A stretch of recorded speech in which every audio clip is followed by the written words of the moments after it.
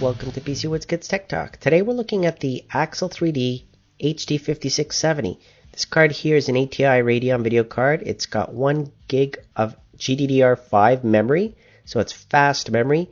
Quality capacitors, okay, so we're talking about long life, long lasting card here with the expectancy.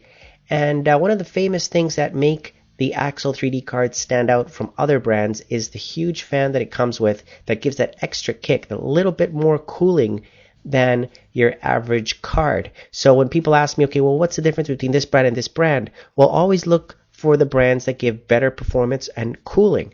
So by cooling off the card a little bit more, the card obviously can last longer, can be overclocked more, for example. Now this card, of course, because of the fan, is 2 slots wide, uses a PCI Express 6-pin power connector. You can install this fine in a 400 watt power supply system, no problem. 2 cards in Crossfire like this you could put, and basically you need a 500 watt for that, and you're okay, because the power levels and the requirements of this card are very low. Okay, now here you can see the 3 output connectors, the DVI out, the VJ out, and your HDMI out. So you're set there, okay, for any type of display, no problem. And here we compare against other video cards just to see, okay, how many processors, the megahertz, the core, the clock, everything is listed here on this chart, so you can see, well, how does it compare, for example, to the previous generation HD4670? Well, when it comes to power levels and the requirement, 61 watts is pretty darn good for a 40 nanometer architecture GPU. So when I installed it here in my test system and ran it in Windows 7, GPU-Z shows all of these details. So starting at the top here, GPU is the Redwood GPU, 40 nanometer architecture, created this year. And you can see here PCI Express 2.0 X16, Unified Shaders 400, DirectX 11 support, of course, shader model 5 support. There's the bus width, the GDDR5, 1 gigabit, and we're testing this with the latest Catalyst drivers 10.4. And we're going to run it at default GPU core, clock, and memory speeds first, okay, and see what scores and how it compares.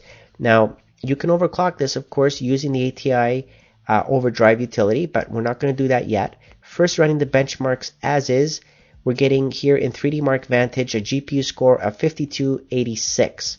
Okay, as you overclock it, you'll get more frames per second, you'll get more performance. When we compare the GPU ranking, it does better than the following cards that you can see here, except of course than the next level up, which would be the 5770. Okay, obviously that's a big jump, and that's one thing that you have to keep in mind. If you want to go for more power, then you're going to have to spend more.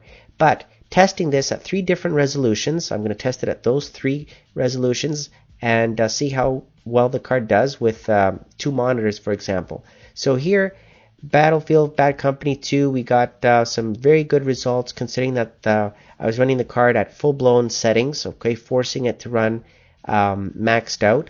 Of course, with a card like this, you don't necessarily max out your games, you run them at medium. But Bioshock 2, it did terrific on high settings, so I would just leave it at that. On Alien vs. Predator, you can see here the DirectX 11 benchmark scores.